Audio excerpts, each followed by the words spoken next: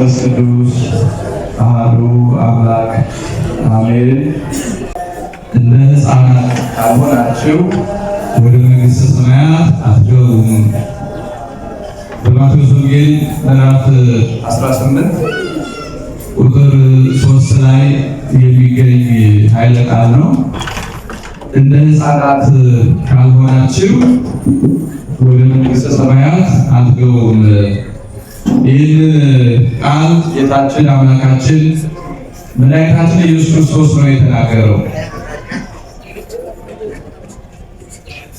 ይህን ለመናገር ምክንያት የሆነው ደግሞ በተደጋጋሚ ቅዱስ ጴጥሮስን ክብር ሲሰጠው በዙሪያው ያሉት አይ እኛን ትቶ ጴጥሮስን ብቻ ሊሾመው ነው የሚል ጥርጥር አድሮባቸው ስለነበረ ራሳቸውን አበላለት የጽድቁን ጉዳይ ረስተውት የቅድስናውን ነገር ረስተውት በእኛ መካከል ማን ይበልጣል በመንግሥተ ሰማያት ትልቁ ማን ነው ትንሹ ማን ነው የሚል የዋህ ማወዳደሪያ ውስጥ ገብተው ነበረ። እንግዲህ ጌታችን በማቴዎስ ወንጌል ምዕራፍ 16 እንደምናገኘው ሐዋርያትን እንደው ሕዝቡ ስለኔ ምን ይላሉ ብሎ ጠይቋቸዋል።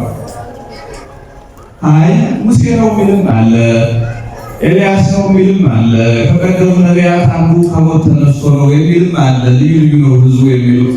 ኢሳይያስ ኤርምያስ ነው የሚሉሃል አሉት። ሕዝቡ እንደሱ ነው የሚሉኝ፣ መልካም እናንተስ አላቸው። ዋንቱኒ መነ ትሉኒ ከዊነ እናንተስ ማን ነው ትሉኛላችሁ? ማን መስላችኋለሁ አላቸው። በዚያ ሰዓት ከሐዋርያት መካከል ቅዱስ ጴጥሮስ ፈጠን ብሎ አንተ ውእቱ ክርስቶስ ወልደ እግዚአብሔር ሕያው፣ አንተስ ሕያው እግዚአብሔር የአብ የባሕርይ ልጅ ሕያው ባሕርይ ክርስቶስ ነህ ብሎ ተገቢ የሆነ ምላሽ ሰጠ። ያ ጊዜ ጌታችን ብፁዕ አንተ ጴጥሮስ ወልደ ዮና አንተ ልዑል ክቡር ነህ እስመ ኢከሰተነ ከዘሥጋ ወደም እንዲህ ያለውን ትምህርት ምድራዊ አባት እናት ምድራዊ መምህር አልነገረህም። አለ አቡየ ዘበሰማያት ሰማያዊ አባት ይገልጾልሃል እንጂ። ስለዚህ አንተ ብፁዕ ነህ አለ። ልብ በሉ አሁን ይህ ሲለው ሌሎቹ ሐዋርያት በዙሪያው አሉ። እሱን ነጥሎ ብፁዕ አለው። እኛ ብፁዕ ሳንባል ቀረን ማለት ነው ብለው ለጊዜው በልባቸው አደረች። ሊሾመው ነው እንግዲህ ደቀ መዛሙርቱ ያኔ ክርስቶስ ከመሰቀሉ ከመነሳቱ በፊት በጽርሐ ጽዮን መንፈስ ቅዱስን ከመቀበላቸው በፊት ብዙ ግልጽ ያልሆነላቸው ነገር ነበረ። ጌታችን ያስተምራቸዋል፣ የማይገባቸው ነገር ይበዛል እና እሱም እንግዲህ አሁን ሁሉ ነገር አይገባችሁም፣ መንፈስ ቅዱስን እልክላችኋለሁ፣ መንፈስ ቅዱስ ያለባችሁ ነው ሁሉ ነገር ግልጽ የሚሆንላችሁ እንጂ ዛሬ ሁሉንም ነገር ልትረዱት አትችሉም ብሏቸዋል። ወባሕቱ ይትኩን ጸዊሮቱ ይእዜ ሁሉን ነገር ነገራችሁ ዛሬ አትረዱትም፣ መንፈስ ቅዱስ ያለባችሁ ያኔ ይገባችኋል ይላቸዋል። እና እንግዲህ ካልተገለጸላቸው ነገር አንዱ ይሄ ነው። ብፁዕ አንተ ጴጥሮስ ሲል ሰምተው አይ በቃ እኛን ትቶ ጴጥሮስን ሾመ ማለት ነው። እልክ ብሎ ደግሞ የማቴዎስ ወንጌል ምዕራፍ 17 ቁጥር 24 እስከ 27 ባለው አይሁድ መጥተው ክርስቶስን ቅዱስ ጴጥሮስን መምህራችሁ ለምግብ አይገብርም አሉት። እንግዲህ ክርስቶስ ምንም አይነት ሳንቲም የለው፣ ምንም አይነት ቤት የለው። ደቀ መዛሙርቱ ሲያስከትል እንኳን እኔ ምድራዊ ቤት የለኝም፣ ለወፎች ጎጆ ለቀበሮች ዋሻ አሏቸው፣ እኔ እንደ ወፍ ጎጆ እንደ ቀበሮ ዋሻ የለኝም። ከኔ ጋር ደጅ አድራችሁ ለመማር ከፈለጋችሁ ብሎ ያስከተላቸው ሐዋርያት እንጂ ቤት እንኳ የለውም። አያርስ፣ አይቆፍር፣ አያሳርስ፣ አያስለግጥ። ነገር ግን ቅዱስ ጴጥሮስ መጥቶ መምህራችሁ ለምን አይገብርም? እንግዲህ ክርስቶስን በምን ምክንያት እንደሚገሉት ሲያስቡ የሚያዙ አይሁድ ምክንያት ፍለጋ ስለሆነ መምህራችሁ ለምን አይገብርም? እንዴት አይገብርም ብለው ጥያቄ አነሱ። ያን ጊዜ ጌታችን እንዳይሰናከሉ ቅዱስ ጴጥሮስን እና ሂድና ከባህር የአሳ መያዣ መቃጥን ወርውርና መጀመሪያ የተገኘውን አሳ ሆዱን ቅደደዋል። ጴጥሮስም እንደታዘዘው ሂዶ መቃጥሉ ሲድር አንድ አሳ ተያዘለት። ሆዱን ሲቀደው 2 ገንዘብ አገኘ። በዚያ ዘመን አንዱን በእኔ ፈንታ አንዱን በአንተ ፈንታ ለእነዚህ ለግብር ሰብሳቢዎች ስጣቸው እንዳይሰናከሉ ሕጋችን ጣሰብን ብለው እንዳይሰናከሉ አንዱን በእኔ ፈንታ አንዱን በአንተ ፈንታ ስጣቸው አለ። ቅዱስ ጴጥሮስም እንደታዘዘው አንዷን ስለ መምህሩ ስለ ክርስቶስ አንዷን ስለ ራሱ ወስዶ ግብር ከፈለ። አሁን ሐዋርያት ከዚያ ብዙ ብሎ አደነቀው፣ ከዚህ ደግሞ ገበረለት። ስለዚህ በቃ ሹሞታል፣ ከሁላችንም ጴጥሮስ ነው የሚበልጠው እኛ ምናምን ብለው ተጠራጠሩና እዚህ ምዕራፍ 18 ቁጥር 1 ላይ መኑ እንጋ የአቢ መንግሥተ ሰማያት ከእኛ መካከል ማን ይበልጥ ይሆን? ትልቁ ማን ነው? ትንሹ ማን ነው? ማን ይበልጥ? አንደኛው ሁለተኛው እያሉ ጽድቅን በምድራዊ የማወዳደሪያ ልኬት መለካት ጀመሩ። ጽድቅ በምድራዊ የማወዳደሪያ ልኬት አይለካም። ክርስቲያኖች እገሌ አንደኛ ጻድቅ፣ እገሌ ደግሞ ሁለተኛ ጻድቅ፣ ደግሞ ወይ ሶስተኛ አይባልም። ጽድቅ አይሰፈርም። እንኳን ጽድቅ እንኳን ቅድስና የሰው ልጅ ስሜት እንኳን እንደ ጥላቻ፣ እንደ ውዴታ፣ እንደ ፍቅር ያሉ ነገሮች መለኪያ የላቸውም፣ አይለኩም። ስለማይታዩ ስለማይዳሰሱ በምንም ነገር ልንሰራቸው አንችልም። ጭራሽ ጽድቅ ቅድስና በሰው አይለካም። እግዚአብሔር መንፈሱን ሰፍሮ ለክቶ አይሰጥም ነው የተባለውና እነሱ ግን ስጋዊነት አይሎባቸው ማን ይበልጥ ሲሉ ጌታችን ወፀዋ ሕፃነ ወአቀመ ማእከሎሙ አንድ ብላቴና ጠርቶ ከመካከላቸው አቆመና እመኢተመየክሙ ወይኮንክሙ ከመ ዝንቱ ሕፃን ኢትበኡ ውስተ መንግሥተ እግዚአብሔር፣ ካልተመለሳችሁ እነዚህ ሕፃን ካልሆናችሁ መንግሥተ ሰማያት አትገቡም ከቶ አላቸው። እንደዚህ አድርጎ ይህንን መጥፎ ምኞታቸውን መጥፎ ውድድራቸውን ከልቡናቸው ያጠፋበት ትምህርት ነው። ከዚያ በኋላ ጨምሮላቸዋል። ታዩ የለም አሕዛብን አለቆቻቸው ይገዟቸዋል። እነሱም ለአለቆቻቸው ተገዦች ናቸው። በእናንተ ግን ይህ አይደለም። ከእናንተ የበላይ ሊሆን የሚወድ ቢኖር የሁሉ ተገዥ ይሁን። አለቃችሁ ሊሆን የፈለገ ካለ እናንተ ይታዘዝ፣ ያገልግል። እኔን አታይቢ። ከሰማየ ሰማያት የወረዱት ላገለግል እንጂ እንድታገለግል እኮ አይደለም። ወልደ ባለሙያው ሰ የመጽሐፍ ቤት ላግቡ ዘእንበላይቱ ከመይት ላ ቤት የመጣሁት ላገለግል ነው። እንዴት ከኔ ከመምህራችሁ አትማሩ? ስለዚህ ትልቅ መሆን ከፈለጋችሁ ወደ ታች ራሳችሁን ዝቅ አድርጉ ብሎ እንደ ምሳሌ የጠቀሰላችሁ አንድ ብላቴና በጉባኤው መካከል ተነስ ብሎ አንድ ሕፃን ጠርቶ ካልተመለሳችሁ እንደዚህ ሕፃን ካልሆናችሁ ወደ መንግሥተ ሰማያት ከቶ አትገቡም አላቸው።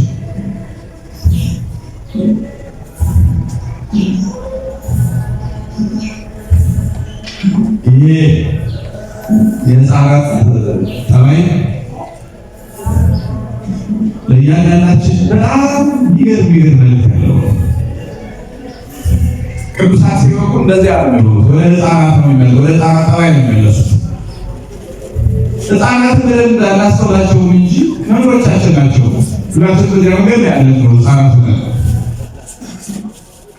ሕፃን የመጀመሪያው ሕፃናትን የምንመስልበት መንገድ ምንድነው የተባለ እንደሆነ በሃይማኖት ሕፃናት በወላጆቻቸው ያላቸው እምነት ፍጹም ነው። ሕፃን አባቱ ሁሉን እንደሚያሸንፍ ነው የሚያውቀው። ምንም ነገር የሚደርስበት ማንም ነገር ነገር አባቴ እናገራለሁ ነው የሚለው። ምክንያቱም የእሱ አባት ሁሉን እንደሚያሸንፍ ነው የሚያውቀው። ለምን? በአባቱ ላይ ጽኑ የሆነ እምነት አለው። ብላቴ ነው ብዙ እምነት ያላቸው። ስለዚህ ካልተመለሳችሁ እንደዚህ ሕፃን ካልሆናችሁ ማለት እምነታችሁ በእግዚአብሔር ጽኑ ካልሆነ ማለት ነው። አባታችሁ እግዚአብሔር ሁሉን ቻይ መሆኑን ካላመናችሁ ማለት ነው የሚመጣው መከራ ሁሉን ቻይ የሆነው እግዚአብሔር አሸንፈዋለሁ የማትሉ ከሆነ መንግሥተ ሰማያት አትገቡም ያላቸው ብላቴና ሙሉ እምነት፣ ሙሉ ተስፋ፣ ሙሉ ትውክል ነው ያለው አባቱ ነው። እኛም አባታችን እግዚአብሔር ሙሉ ጽኑ እምነት፣ ሙሉ ተስፋ፣ ትውክል እንዲኖረን ነው የሚፈልገው። እኛ ግን አቅም ስናጣ ነው ተፍጨርጭረን፣ አቅም ስናጣ ነው እግዚአብሔር ላይ ትኩረታችን እናደርገው። በደንብ መለየት ያለብን ጉዳይ ይሄ ማለት እኛ እንድንሰራው የታዘዘው እኛ አንሰራ ማለት አይደለም። የእኛ ድርሻ አለ፣ የእግዚአብሔር ድርሻ አለ። የእኛን ራሱ ስንሰራ አንተ ባርከው፣ አንተ ቀድሰው፣ አንተ የበጀ ያማረ አድርገው ብለን መባረክን መቀደስን ለእግዚአብሔር ሰጥተን ምድራዊ አክቲቪቲውን ደግሞ እኛ እናከናውናለን። ምንም ስናደርግ እግዚአብሔርን ይዘን መውጣት፣ እግዚአብሔርን ይዘን መግባት ነው የሚገባው። ሲቸግረንም መጀመሪያ ያለብን ከዚያ አሁን ያሽግሩ ሲቸግረን በራሳችን መንገድ፣ በራሳችን ጥበብ፣ በራሳችን ጉልበት፣ በሰው ብዛት፣ በገንዘብ፣ በስልጣን እንሞክርና ሁሉ ነገር አለሳካ ሲል እንደገና እንደ መጨረሻ አማራጭ ወደ እግዚአብሔር እንደዛ አይደረግም። ስለዚህ ጌታችን በእኔ ላይ ጽኑ እምነት ከሌላችሁ መንግሥተ ሰማያት አትገቡም ያለ ሕፃናት በወላጆቻችሁ ያላችሁ በጣም የሚገርም ነው። ታዲያ ሕፃናት በአባታቸው በእናታቸው ጽኑ እምነት እንዳላቸው እኛም በእግዚአብሔር ጽኑ እምነት ካለን እሱም እንደ አባት ይሆንልናል። ወበከመ ይምህር አብ ወልዶ ከማሁ ይምህሮ እግዚአብሔር ለያፈቅርዎ አባት በልጁ እንዲያዝን እንዲራራ እግዚአብሔርም ለሚወዱት ይራራላቸዋል፣ ይቅር ይላቸዋል። ስርየተ ኃጢአትን፣ ተስፋ መንግሥተ ሰማያትን፣ ኃይለ መላእክትን ያድላቸዋል። ስለዚህ ጌታችን እንደ ሕፃናት ካልሆናችሁ ሲል በጽኑ እምነት በእኔ ላይ ጽኑ እምነት፣ ጽኑ ተስፋ ከሌላችሁ መንግሥተ ሰማያትን አትወርሱ ሲል ነው። ምንም ስናደርግ እግዚአብሔርን ይዘን ነው። በነገራችን ላይ እግዚአብሔር ይዞ የሚጓዝ ሰው ኃጢአት እንኳን አይሰራም። በስራው ሁሉ እግዚአብሔርን ይዞ ስለሆነ የሚገባው ኃጢአት ሊሰራ ሲል ይህንስ አብሮኝ አይሰራም እግዚአብሔር በዚህ ጉዳይ አብረኝ ስራ አልችልም፣ ይሄ ኃጢአት ስለሆነ ለምን ተዋለ? እግዚአብሔርን ረስተን ስንጓዝ ነው ሁሉም ኃጢአቱን እያቀላቀልን የምንሰራው። ሁልጊዜ በስራችን እግዚአብሔርን አስቀድመን ይህን ስራ አንተ ባርከው፣ በዚህ ስራ ላይ አንተ ቅደም፣ አንተ ከፊቱ ምን ከሆነ ኃጢአት ለመስራት ስንዘጋጅ፣ ሰው ለመበደል ለማጥፋት ስንዘጋጅ አንተ ባርከው፣ አንተ ቅደም አንልም። ስለዚህ ወይ ይሄንማ አባቴ አምላኬ እግዚአብሔር አይወደውም ብለን እናቆማለን። እግዚአብሔርን ይዞ መሄድ ነው። እግዚአብሔር ያለው እጅ ብቻ አይደለም፣ በየቤታችን አለ፣ በየቢሯችን አለ። ቢሯችን ስንከፍት እግዚአብሔርን ይዘን ነው። ስራ ስንጀምር እግዚአብሔርን ይዘን ነው። ኮምፒውተራችን ስንከፍት እግዚአብሔርን ይዘን ነው። ሱቃችን ስንከፍት እግዚአብሔርን ይዘን ነው። እርሻውን ገበሬው ሲጀምር በስመ አብ ብሎ ከወፉ ከአእላፉ ጠብቀህ ብላ ብሎ ገለጨው።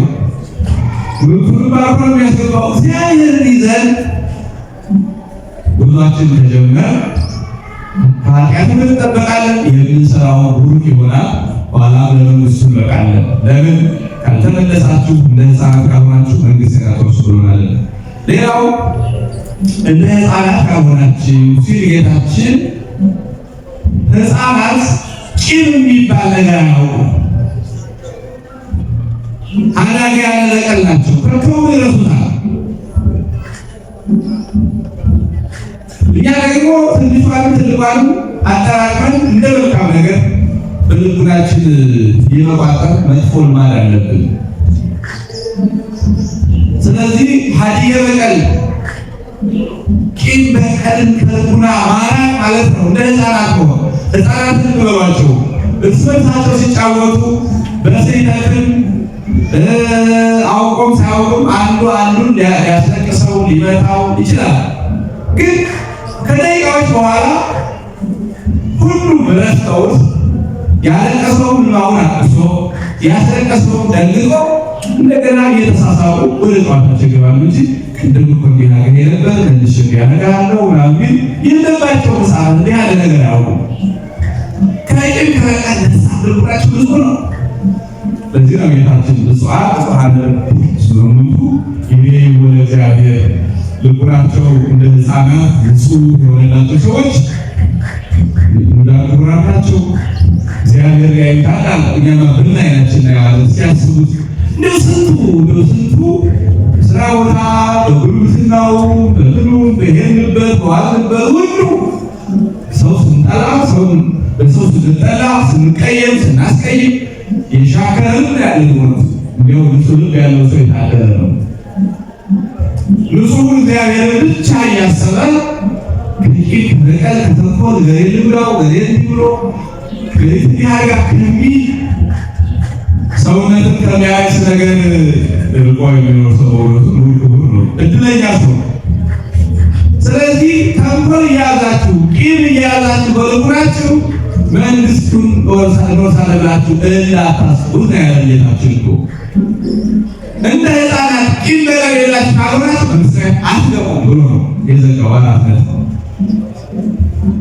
ሕፃናት እኮ አስቧቸው እኛው ራሳችን ወላጆቻቸው ስንቆለጥጣቸው እኛ እየቆለጥናቸው መጥተው ወደ እኛ ነው የሚሸጎጡት። ሕፃን እናቱ ስትቆለጥጠው መጥተው ወደ እናቱ ቀሚስ ነው የሚሸጎጠው። አባቱ ሲገርፎ መጥቶ ወደ አባቱ ነው የሚሸጎጠው። ይሄ ማለት ቅድም እንዳለው ከቂም ከበቀል ከተንኮል የራቁ ናቸው። ገርፈኛል እንግዲህ ወላጅ ታመጣቁ አይንሳ ብሎ እናቱ ወጣ ብሎ ከእናቱ ሽጉጥ አባቱ ወጥቶ በልቶ ከአባቱ ሽጉጥ ነው የሚለው።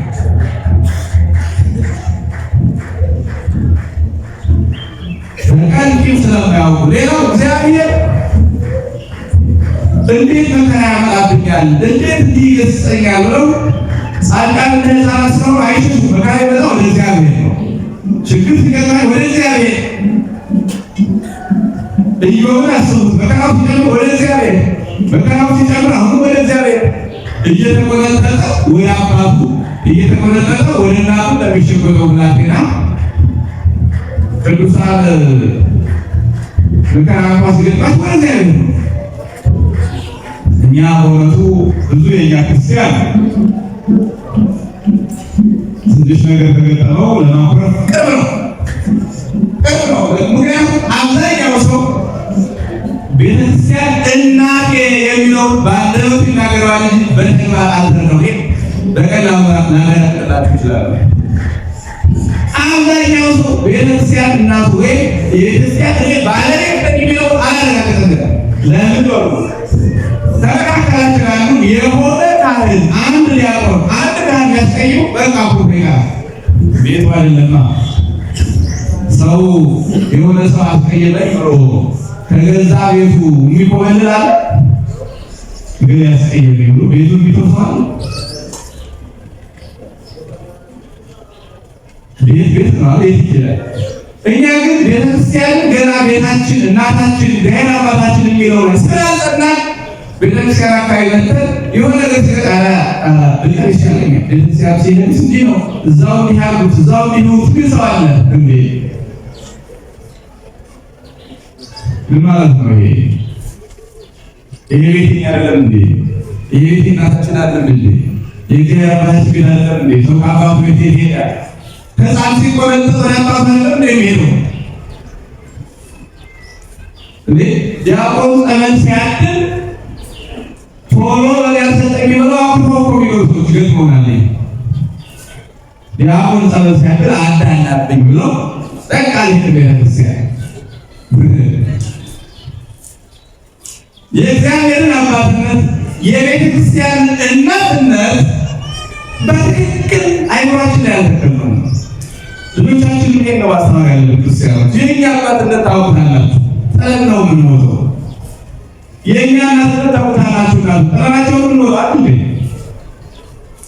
የማይሞተው አባታቸውን እግዚአብሔርን እናታቸውን ቤተክርስቲያንን በሚገባ ማሳወቅ ለአፍ አይደለም፣ ለአፍ ሳይሆን በቃ ቤተክርስቲያን እናቴ ናት ብለው እንደ እናት እግዚአብሔር አባቴ ነው ብለው እንደ አባት እንዲደገፉ አድርጎ ማስተማር ያስፈልጋል። ይህንን ጨርሶ አልሰራም። መሰራት ያለበት ይሄ እግዚአብሔር አባቴ ቤተክርስቲያን እናቴ ብሎ ያደገ ሕፃን ምንም መከራ ሊነግረው አይችልም። በምን መንገድ ቢሆን ቤተክርስቲያን የቀች ሰው ከአባቱ ሰው ከእናቱ ወዴት ይሄዳል?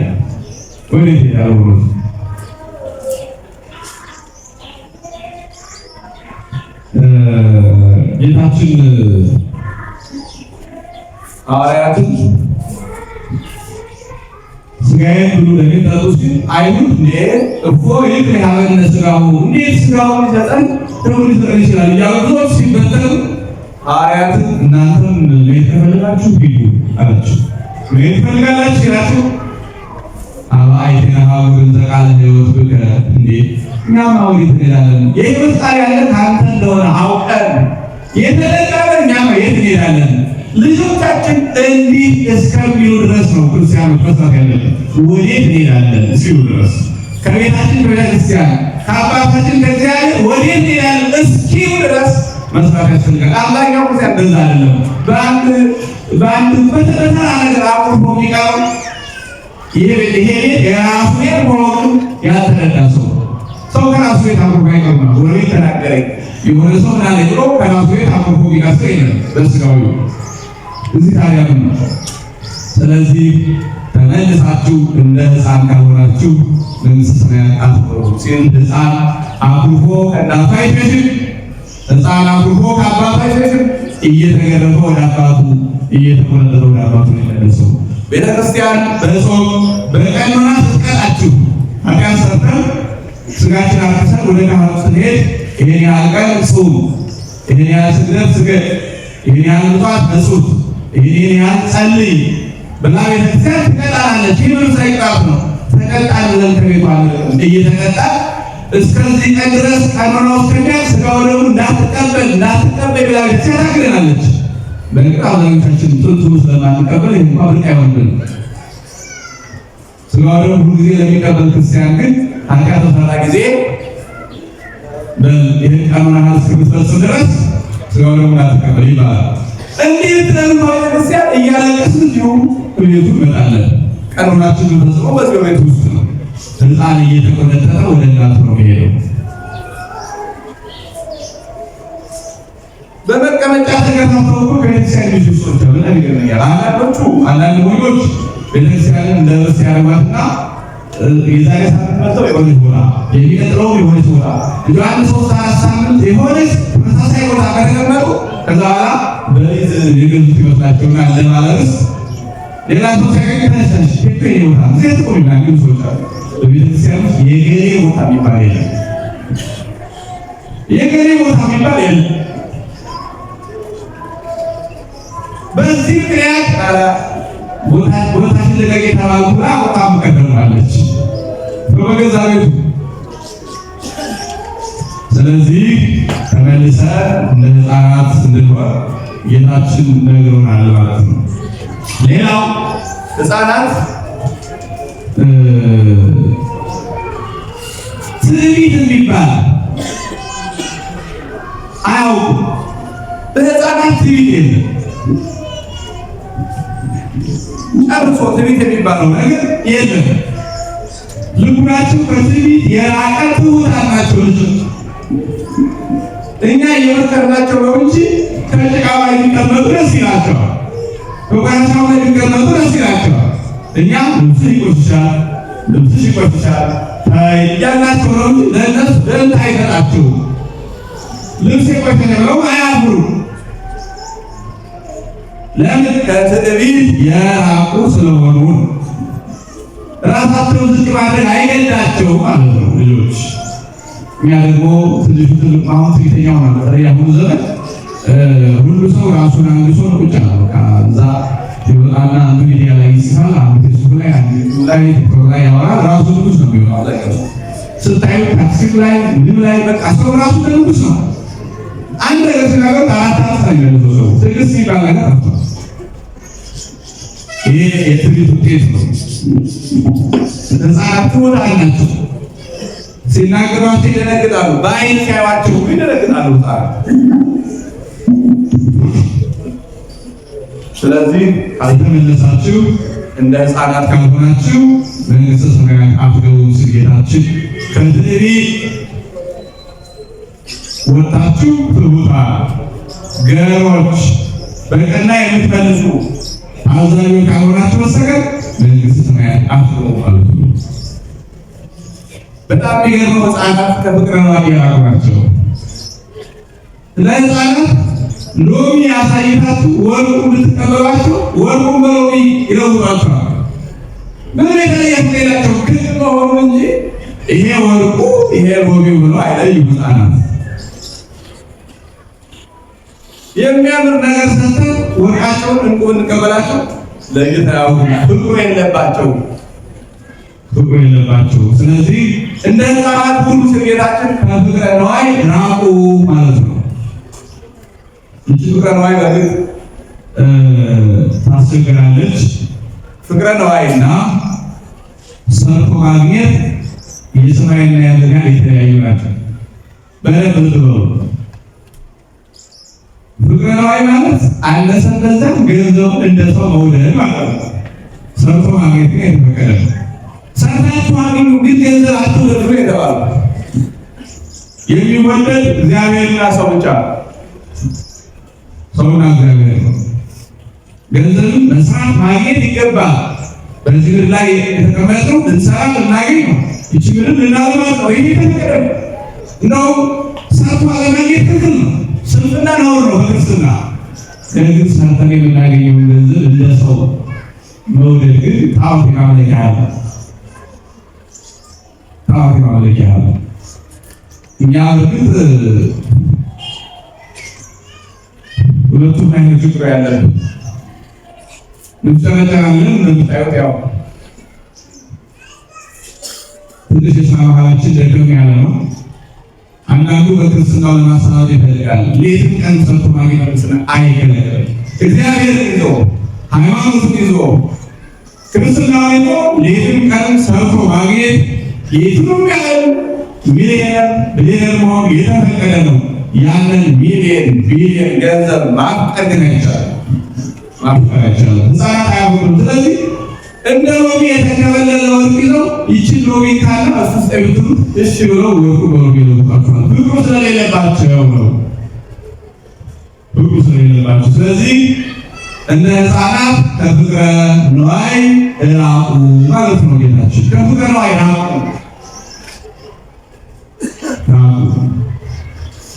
ስሩ አግኙ ይኖራችሁ፣ ነገር ግን አትውደዱት። ተጠቀሙበት፣ ለሚገባ ነገር አውሩት እንጂ እንደ ሰው አትውደዱት። ህፃናት ፍቅረ ነዋይ ራቁ። ብዙ የህፃናት ከኛ ህይወት ጋር መሳሰል እንደው ሳናስተውለው የምናልፉ ብዙ አይናቸው ህፃናት። ህፃን በእናቱ ማህፀን ሳለ በእትብት በቀጥታ ከእናቱ ምግብ እየቀነሰ ይመገባል። ከተወለዱ በኋላ ደግሞ ከጡት አልቅሶ የሚታለለው በጡቱ ነው። ወደ ጡቱ ብቻ ነው ያለው። እናት የቤተክርስቲያን ምሳሌ ናት። ወተቱ ደግሞ የስጋው ደግሞ የቃል እግዚአብሔር ምሳሌ ነው። ህፃን ሲያለቅስ የሚታለለው በጡቱ፣ ሲል በጡቱ፣ ሲረባው በጡቱ፣ ፈልጎ እናት ሄዶ የሚሸበረው ወደ ጡቱ ወተት ነው የሚፈልገው። እኛ እንዲህ እንድንሆን ነው እግዚአብሔር የሚፈልገው። ምንም ይሁን መተን ወደ ስጋው ደግሞ በጾሙ ወራት መተን ወደ ስጋው ደግሞ በፋሲካው ወራት መተን ወደ ስጋው ደግሞ በየጊዜው ሁልጊዜ ከመንበሩ ስር ስጋውን ስንበላ ደሙን ስንጠጣ እንድንገኝ ነው እግዚአብሔር የሚፈልገው። እኛ ግን እንደዚህ አይደለም። ሁልጊዜ የቃሉን ወተት ስንመኝ እንድንገኝ ነው። በጣም የሚነገረን ዋፍቁር አሊ በነባቤ ዛሉ ትኩስት ውሃ ያልተቀላቀለበት ወተት ያሳድጋል፣ ጤና ይሆናል። እንደዚህ ሁሉ ክደት ፋቄ ያልተቀላቀለበትን ወተት የተባለውን የእግዚአብሔር ቃል ፈልጉ ያለናል። አብዛኛው ቅድም አባስ ሲናገሩ ነበር። አብዛኛው ሰው የትምህርት ዝቅ ያገኛል። እንደው የሰርግ ጉባኤ ለወጣቶች ምናምን ይመስለኛ እኮ አይደለም እናዘጋጀውኛ። ይሄን አሁን እናገረው ሌላ ቃል በሰዓት ብንናገሩ እና ብዙ ሰው ከሰዓት መጥቶ በማለት ጊዜ ለማባከንም የልጆች መካከል ላይ ለመገኘት የሚቆጥረው ሰው አለ። በጣም ይገርመኛል። እዚህ ብቻ አይደለም ብዙ ቦታ ትልልቁ ሰው ጊዜ ቸግሮት የሚቀርሰው እንዳለ እናውቃለን። ምንጠርጠ የለው ለጊዜ ችግር ምክንያት ግን ደግሞ ብዙ ሰው ቤት ቁጭ ብሎ ወይም ሌላ ተራ ቦታ ተቀምጦ ጉባኤ ተደርጎ የሚመጣው ህፃናትና ወጣቱ ነው። ኮንሰርት እኮ አይደለም እናዘጋጀው፣ የእግዚአብሔር ቃል ነው። ይሄንን የቃሉን ወተት እኮ ነው የምንቀምሰው። ቅዱስ አይገኝም። በከሰዓት ጉባኤ ብዙ ቦታ አይተነዋል። እንግዲህ ምናልባት አብዛኛው ሰው ቃል እግዚአብሔርን ጠግቦት ይሆናል። ግን መጽሐፍ ይላል መሰላችሁ ትምህርትን መጥቀም ትልቅ ወደ ነው ይላል። ትምህርትን መጥቀም ምክንያቱም ትምህርት አንደኛ ትምህርት ማለት ኢንፎርሜሽን አይደለም። ቃል እግዚአብሔር ይህን ሰምቼዋለሁ በቃ አይደለም። እንድንኖረው መጎትጎት ስለሆነ የምንጎተጎተው ይህንን የእግዚአብሔር ቃል በሕይወት እንድንኖረው ስለሆነ የምናውቀው እኛ ቁመን የምናገርበት ቁጭ ለመማር አለብን። ይሄ ለማለት የተሰጠ አይደለም። መማር እንድንኖረው ማነሳሳት መጎትጎት ስለሆነ አይ ይህን ሰምቼዋለሁ ያኛውን ተሳውቀዋለሁ ቤቴ መጽሐፍ ቅዱስ አለ አይደለም። ኢንፎርሜሽን አይደለም።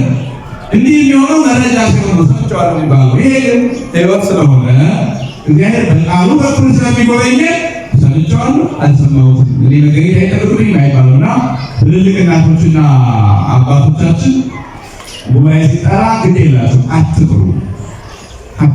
አንደኛ ለልጆቹ አርአያ ናቸው። ተቀምጦ መማር አሳያቸው።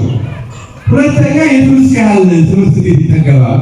የእግዚአብሔር ቃል ደግሞ እንደ ምድራዊ ምግብ አይደለም። የምድራዊ ምግብ እንደምታውቁት ሲታጣ ረሃቡ መከራ፣ ሲጠገቡ ቁጣን ነው። አለ እግዚአብሔር ሲታጣ ሲገኝ ምንም አይነት ብላት የለው። ደግመን ብንማር ከክፋት ወደ በጎነት ከኃጢአት ወደ ጽድቅ እየተመለስ ከርኩሰት ወደ ቅድስና እያደግን እንሄዳለን እንጂ እንደ ምድራዊ ምግብ ሲበዛ ተጓዳኝ በሽታ የለውም የእግዚአብሔር ቃል።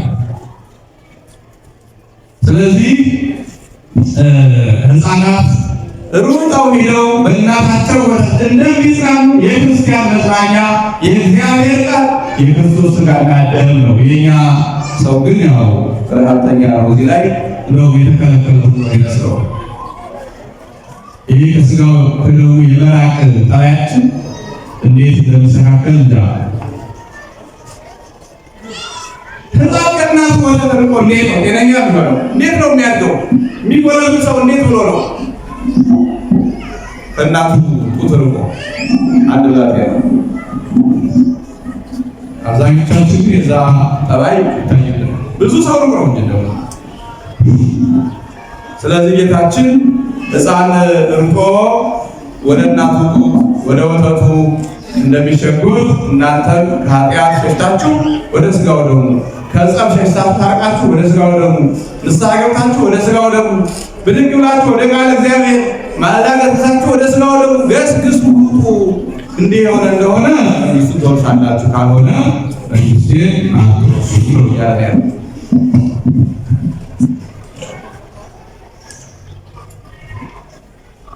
ቤተክርስቲያን ጭማ ይጠራላት ክሌ አጣፍጪ ከመክሌ ለመንታ ዘዋይጠን ነው የሚለው።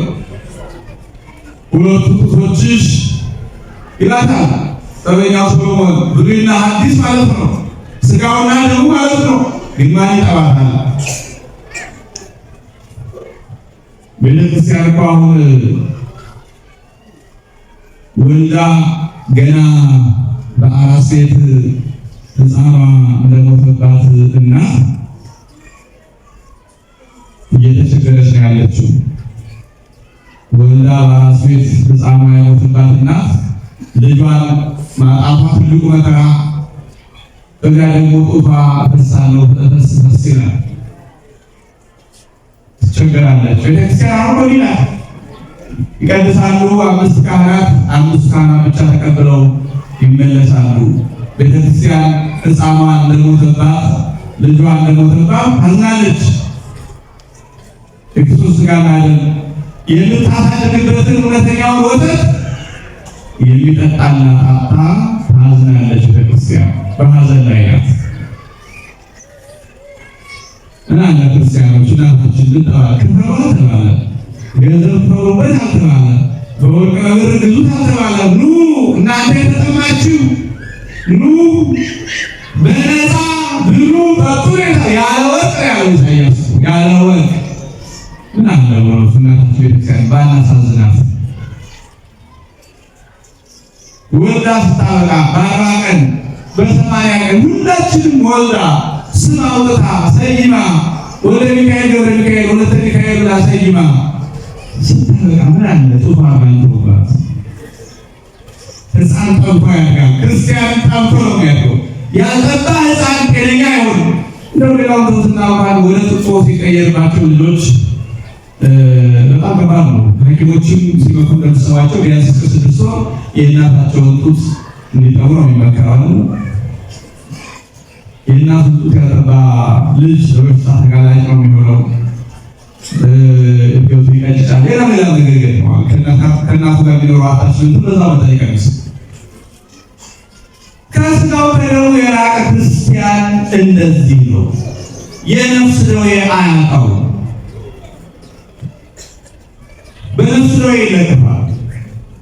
ስለዚህ እንዲህ ያለው ነገር እንዳይገጥመን ከእናታችን ክርስቲያን ከሚፈሰው ወተት ከቃለ እግዚአብሔርና ከሥጋው ከደሙ መራቅ የለብንም። እኛ ልጆች አይደለን እንደ ሕፃናት ተብለናል። ታዲያ ሕፃን ዋና ስራው መጥራት እኮ ነው።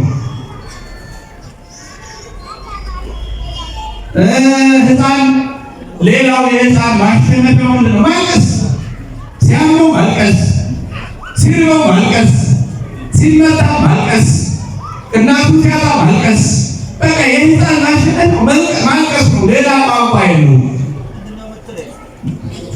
ሌላ ቋንቋ የለውም። የሕፃን ማሸነፊያ ቋንቋው ማልቀስ ነው። ታውቃላችሁ፣ የክርስቲያን ማሸነፊያ ቋንቋው ማልቀስ ነው። አባታችን አይደል እግዚአብሔር ነው አይደለም? አዎ እግዚአብሔር ልክ እንደ እናት ነው። እናት በልጇ ፊት ላይ ልጇ ቆለል ሲል እኔ ልጄ እንደምትለው እግዚአብሔር በልጆቹ ውጭ ላይ እንባ ማየት አይፈልግም። ግን የሚያለቅስ ብቻ አለ።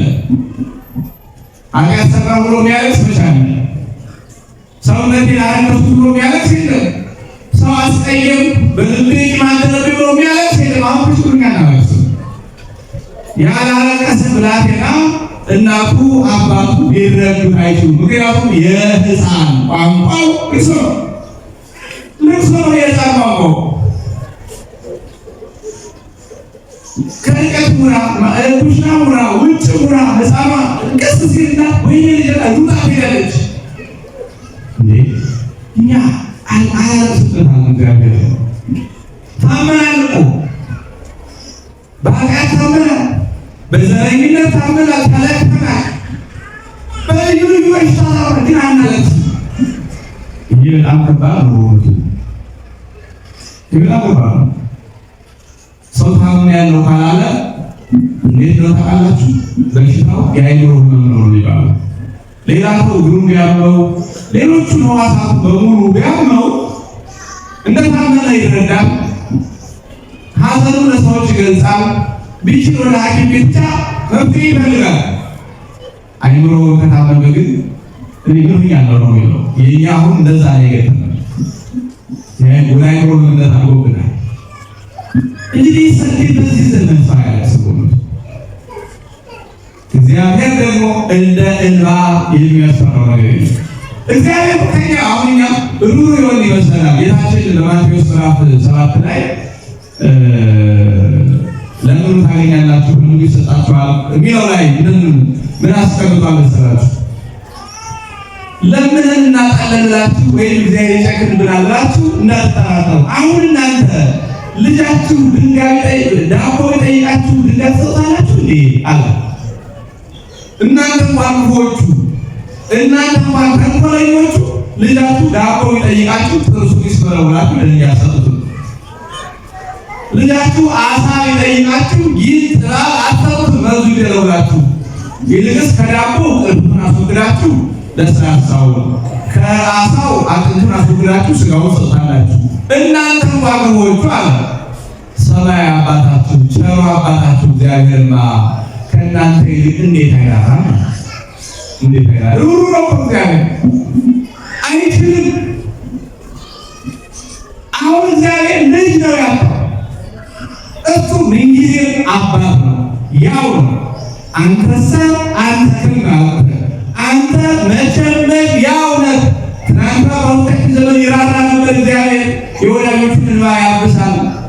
ዛሬ በእኛ ዘመን ልጅ አጣን፣ እግዚአብሔር ያው ነው ይራራል። ነገ በልጆቻችን ዘመን እግዚአብሔር ያው ነው ይራራል። ግን የሚያለቅስ ልጅ አለ። እኛ መፎካከር፣ ተንኮል ማሴር፣ መምከር ምናምን ነው። እግዚአብሔር እስኪ እንደው ስናለቅስበት እንዴ እንደተሸነፈ እኮ ነው እግዚአብሔር ነው። በእነ ሙሴ በወላጆቹ በእነ አብርሃም ሲሸነፍ እኮ ነው እግዚአብሔር ተሸናፊ ማለት ነው።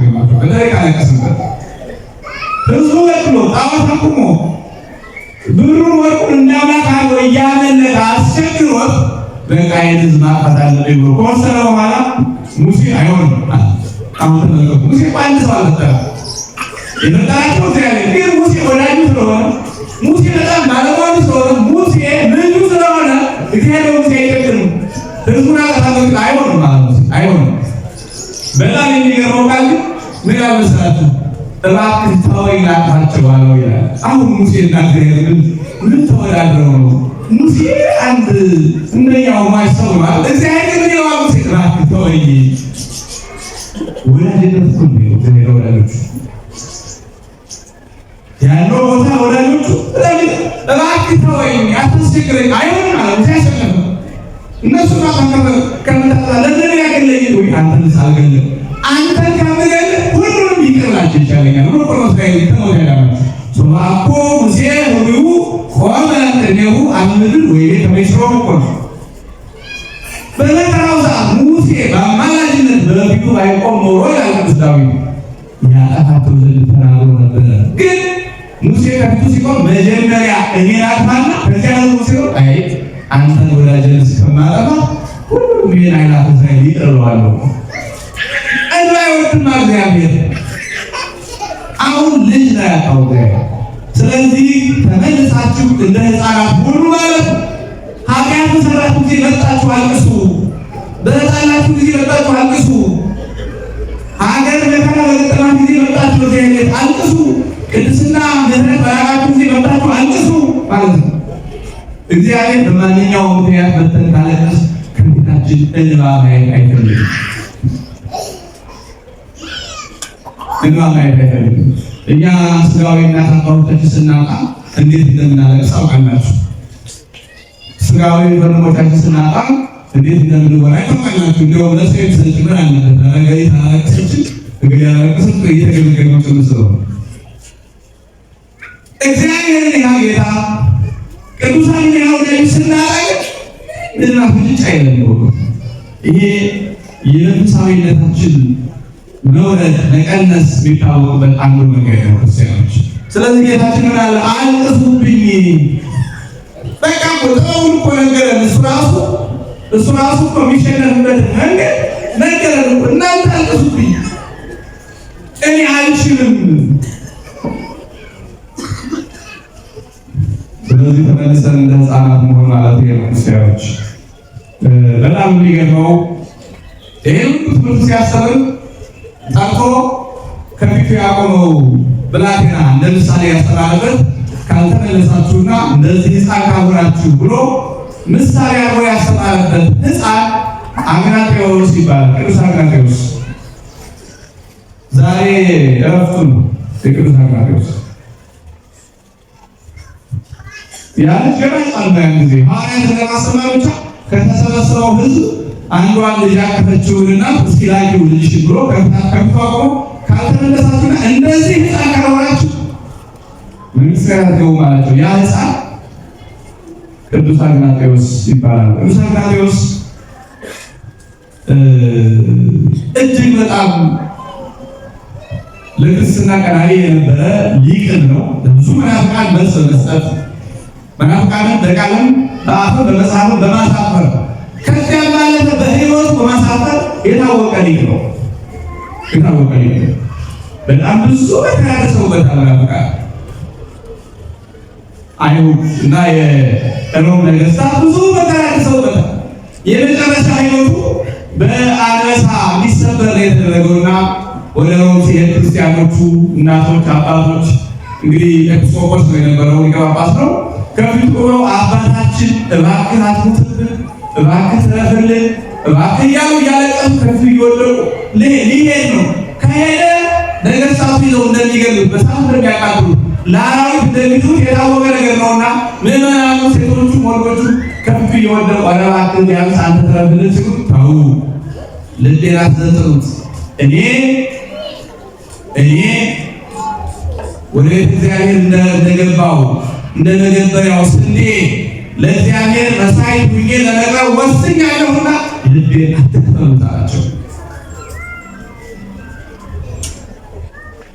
ከዚያ በኋላ ቅዱስ አግናጤዎስ ያረፈው ሕዝብ በስቴዲየም ተሰብስቦ የሮም ሕዝብ በስቴዲየም ተሰብስቦ ዙሪያውን ከቦ እያየ ለተራቡ አንበሶች ተጥሎ ነው። በዚህ ምክንያት ቅዱስ አግናጤዎስ ብጡል አንበሳ የሚል ቅጽል ስም አለው። ለአንበሳ የተሰጠ ማለት ነው። አግናጤዎስ ብጡል አንበሳ። ብጡል አንበሳ ወደ እኛ ሀገር ብዙ ድርሰቱ አልመጣም። ጥቂት የተወሰነ ድርሰቱ ሃይማኖት አበው አካባቢ ይገኛል። በስክሳሩ ታሪኩ ይገኛል። ብዙ ተዋጽኦዎቹ መናፍቃን የረታበት ብዙ መጽሐፉ ያው ወደ እኛ ሀገር አልመጣም። በዚህ ዕለት እረፍቱ ነው ቅዱስ አግናጤዎስ። ስለዚህ ቅዱስ አግናጤዎስ ያቆመ እንደዚህ ሕፃን ካልሆናችሁ መንግሥተ ያቆማል። ቆራጥ ማለት ነው። አግናጤዎስ ቆራጥ ነው። ለፈጣሪ ያለው ፍቅር ልዩ ነው። እኔ ለፈጣሪ እንደ መገበሪያ ስንዴ በአንበሳ ጡንቻ እፈጭለታለሁ።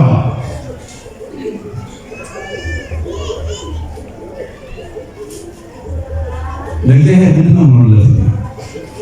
ምን አይነት መስዋዕቶች ነን? እስኪ ልባችን ይዩት፣ ልባችን ይዩት፣ አስቡት፣ አይምሯችን እስኪ አስቡት። ለእግዚአብሔር ዙፋን የሚሆን ቦታ አለ በልባችን ውስጥ? እግዚአብሔር መቼስ ከቂም ጋር ከተንኮል ጋር ወንበር ተጋባ ይቀመጥ። በልቡናችን ቂም ካለ እግዚአብሔር ከእኛ ልብ ላይ ግን ሊያደር አይችልም። በልቡናችን ተንኮል ካለ እግዚአብሔር ከእኛ ልብ ላይ ሊያደር አይችልም።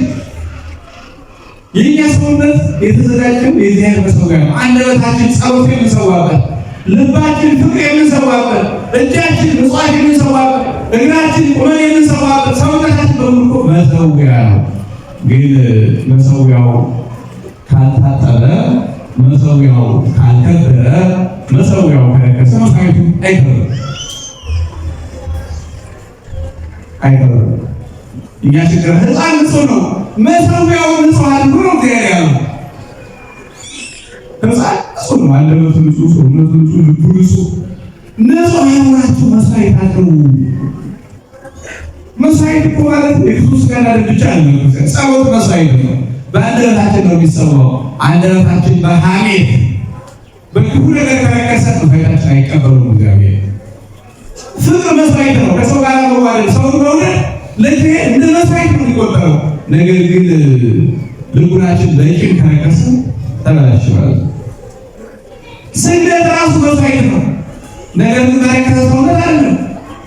እሱ በንስሐ እየቀደሰ ምጽዋቱ ቅድም ያልኳቸው በሙሉ በጎ ነገሮች በሙሉ ለእግዚአብሔር መስዋዕት ናቸው። ቅዱስ ዳዊት እንዳለው መስዋዕቱ ለእግዚአብሔር መንፈስ የዋህ የእግዚአብሔር መስዋዕቱ የዋህ ልብ ነው።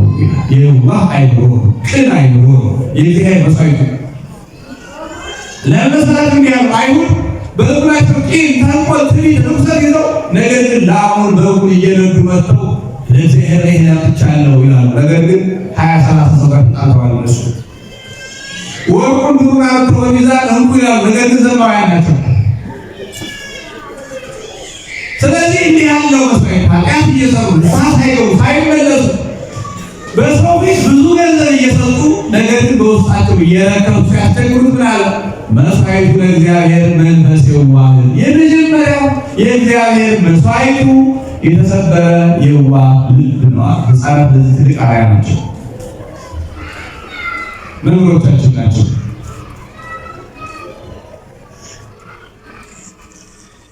በስፋው ስንል ያለው ለክፉ ነገር እንደ ሕፃናት ሁኑ ይላል። ለክፉ ነገር እንደ ሕፃናት፣ ለበጎ ነገር አይደለም ማለት ለበጎ ነገር አዋቂዎች ሁኑ፣ ለክፉ ነገር እንደ ሕፃናት ሁኑ። ምክንያቱም ሕፃናት ክፉ ነገር አስበው ዶልተው መክረው አድመው አሲረው ተንኮል ፈጥረው ምናምን አይሆኑ። ሕፃናት እንደዛ ነገር የላቸው። ስለዚህ ለክፉ ነገር እንደ ሕፃናት ሁኑ።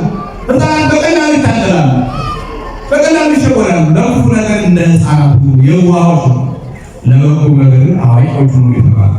ስለዚህ እንደ ሕፃናት ሁኑ የተባሉ ለክፉ ነገር ክፉ ነገር እንድንሸሽ። በአጠቃላይ የሕፃናት ጠባይ መምህር ስለሆነ በየቤታችን ያሉት ሕፃናት የምናያቸው እንማርባቸው፣ ክርስቲያኖች እንማርባቸው። ትምህርት ከሁሉም ነገር ነው፣ ከሁሉም ነገር ትምህርት ይወሰዳል። በተለይ የሕፃናት ጠባይ እስራኤልን ከተመራመሩ ብዙ ነገር ያስተምራል። የሚያደርጉትን፣ የሚሰሩትን፣ የሚናገሩትን የጨዋታቸው ሁኔታ አይነቱ እንደሆነ ትምህርት ነው። አንድ ጊዜ አባ መቃርስ ደቀ መዛሙርቱን አስከትሎ ሲጓዝ ሕፃናት እየተጫወቱ አይቶ ቆሞ ይመለከታልና ደቀ መዛሙርቱ ደግሞ አባታችን አሁን ከሕፃን ቁም ነገር ይገኛል ብለህ ትመለከታለህ? አረ ግድ የለም ቆዩ እስኪ አላቸው። ልጆቹ ቢጫወቱ በጣም ደስ የሚል ነገር ነበረ እና እነሱ ሳያውቁ ነው የሚጫወቱት፣ ግን ተረጎመ እሱ ወዲያ ማለትና ወዲህ ማለት ነው። እንቆቅልሽ ነው የሚጫወቱት። እንቆቅልሽ ይሏቸዋል። ምን አውቅልሽ? አንድ ባለጸጋ አለ፣ እሱ ይወደናል፣ እኛ እንጠላዋለን። አንድ ደግሞ ክፉ ድሃ አለ፣ እኛ እንወደዋለን፣ እሱ ይጠላናል። እያለ ይጫወታል። አባመቃስ ቁሞ ያያል። ደቀ መዛሙርቱ ሕፃናት ስላልተረዷቸው ከሕፃን ቁም ነገር ሊገኝ ቁመት ሰማለ እንዴ ነገራችን ታይና እንደሞኞች እግዚአብሔር በእነዚህ ሕፃናት አድሮኩ እኛን እየገሰጸን ነው። አንድ ባለጸጋ አለ፣ እሱ ይወደናል፣ እኛ እንጠላዋለን የተባለ እግዚአብሔር ነው። ባለጸጋ ነው፣ መንግስቱ እንዲያወርሰን ይፈልጋል፣ ግን እኛ ኃጢአት እንሰራበታለን፣ ጠላ ነው ማለት ነው። አንድ ድሃ ምስኪን አለ፣ እሱ ይጠላናል፣ እኛ እንወደዋለን የተባለ ደግሞ ዲያብሎስ ነው። ዲያብሎስ ምን ጸጋ የሌለው ጸጋው የተገፈፈ ሩቅ ማለት ነው። እኛ እንወደዋለን ማለት እሱ ይወደን ኃጢአት እንሰራለታለን፣ እሱ ከሃናን ሊያወጣን ይፈልጋል ማለት ነው። አያቸው የሕፃናት ጨዋታ አላቸው አባ መቃርስ። ልብ ብለን ካየን ከሕፃናቱ እናገኛለን ማለት ነው። ስለዚህ ነው ጌታችን ካልተመለሳችሁ እንደ ሕፃናት ካልሆናችሁ መንግሥተ ሰማያት አትገቡም ያለ። ካልቸኮላችሁ ደግሞ ኋላ የኢትዮጵያ ሐዋርያ አዲስ ሐዋርያ የዛሬው ብላቴና አባ ተክለ ሃይማኖት እንዴት እንደተጠመሱ እንዴት እንደተወለዱ ደግሞ ትማራላችሁ። ዛሬ የሕፃን ቀን፣ የሕፃን ቀን። ስለዚህ እኛም ከሕፃናቱ እንማር፣ በክፉ ነገር ለሕፃናት እንዱ። የመጨረሻው መልእክቴ ሕፃናትን ካነሳው ዘንድ ሕፃን የእናት አባቱ ኮፒ ሰማችኋል። መልእክት ይሰማል። ሕፃን የእናት አባቱ ኮፒ። አባቱ ሲያደርገው ያየውን እናቱ ታደርገው ያየውን፣ አባቱ ሲናገር የሰማውን እናቱ ስትናገር የሰማውን ነው የሚያደርገው የሚናገረው። ስለዚህ የኛ ክፋት ሌላ ክፉ ይፈጥራል፣ የኛ በጎነት ሌላ በጎ ይፈጥራል። ልጆቻችን ሌላ ከየት ያያል? መቼስ በየትኛውም ዓለም ያለ ሕፃን የመጀመሪያ ቋንቋው የአፍ መፍቻ ቋንቋው በትምህርት አለ የሚያገኙ በቃ ዞ ሰምቶት ነው። ሕፃናት ከትምህርት ጀምሮ ስንናገረው ሲሰሙ በቃ ከፍ ሲሉ አንደበታቸው ሲረታ ምንናገረው ማውቀ ይናገራሉ። አስተምረናቸው ማለት ነው። በቃ አዳምጠው። ስለዚህ ቋንቋው ብቻ ሳይሆን ክፋትና በጎነት ከኛ እንደሚማሩ ማወቅ አለብንና ልጆቻችን ላይ መጠንቀቅ አለብን። ይህ መጨረሻው ነው። ልጆቻችን ላይ መጠንቀቅ አለብን። በጣም ይገርማል። እኔ አንድ ኢንተርቪው እየሰማሁ የሚያስቅ መልዕክት ነው ያየሁትና ማህተመ ጋንዲ መሰለኝና አንድ እናት ሄዳ እባክህ ንገርልኝ ልጄ ስኳር ይበላል። እናቶች ሰማችኋል? ልጆቻችሁ ስኳር እየበሉ ያስቸግሯችኋል? በቃ እኔ ልክል ነገራችሁ ነው እና ተላስፋ ነው ወስዳ እባክህ ልጄ ስኳር እየበላ በጣም ስለተቸገርኩ ስኳር አትብላ ብለህ ንገረው አለችው። የዛሬ 2 ሳምንት ይዘሽው ተመለሽ አላት። ይህ ምንድን ነው ብላ ገርማ ተመለሰች። መቼስ በዳዳሪ ፈለገችው። በ15ኛው ቀን ደግሞ ልጇን ይዛ መጣ። ይሄው ይዞ መጥቻለሁ በቀጠሮው መሰረት አለችው። ያን ጊዜ አንተ ልጅ ስኳር መብላት ለጤና መልካም ስላልሆነ እንዲህ ያለ ጉዳት ስላለው ከዚህ በኋላ ስኳር እንዳትበላ አለ። እንዴ ታዲያ ይሄን እኮ የዛሬ 15 ቀን ማለት ትችል ነበር። ለምን ነው 2 ሳምንት የቀጠርከኝ አለችው። ያኔ እኔ ራሴ ስኳር በላ ነበር። እኔ ሳልተው ጌታ ይለሱ ነግረዋለሁ። ይሄን 15 ቀን ራሴ ስኳር ለማቆም የተጠቀሙበት ጊዜ ነው። ሰው አሁን እኛ የምናደርገውን ተው ብንላቸው ልጆቹ የገፋናቸው የበደልናቸው ነው ይመስላቸው። እኛ ከተው ነው ግን ሳንናገራቸው ይተውታል።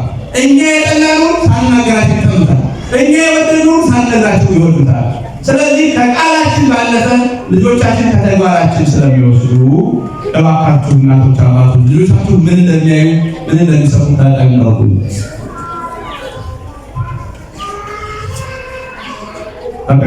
ልጆቻችን ያንዳላበላሳቸው ሌላው ነው። ልጆቹ ማደግ ያለባቸው ቤተክርስቲያን ነው። እኛ ስጋውያን ወላጆቻቸውን እንዳወቁ ስጋ መንፈሳዊ አባታቸው እግዚአብሔር መንፈሳዊ እናታቸው ቤተክርስቲያንን እያወቁ ማደግ ይኖርባቸዋል። ይህንን እስኪ ሌላ ቀን ሰፋ ግን በሚቀጥል መናገር ነው እንጂ በቀላል ማለት የምናልፈው አይደለም። ይሄኛው የልጆች አስተዳደጋችን ጉዳይ እግዚአብሔር አምላካችን ቅዱስ አግናጤዎስን በፊቱ አቁሞ ትንቢት ጭምር ነበር የተናገረው። እንደዚህ ሕፃን ካልሆናችሁ መንግሥተ ሰማያት ብሎ የተናገረለት ቅዱስ አግናጤዎስ በዚህ ዕለት ክርስቶስን አልክድም ብሎ በክርስቶስ ስም ሰማዕትነት የተቀበለበት ዕለት ነው። የጻድቁ አባታችን የቅዱስ አግናጤዎስን በረከት ያሳድርብን። እኛም እንደ ሕፃናት ሆነን ከቂም ከበቀል ከተንኮል ርቀን ንስሐ ገብተን ሥጋውን ደሙን ተቀብለን መንግሥቱን እንድንወርስ አምላካችን እግዚአብሔር ይፍቀድልን። በሰላም ያውለን።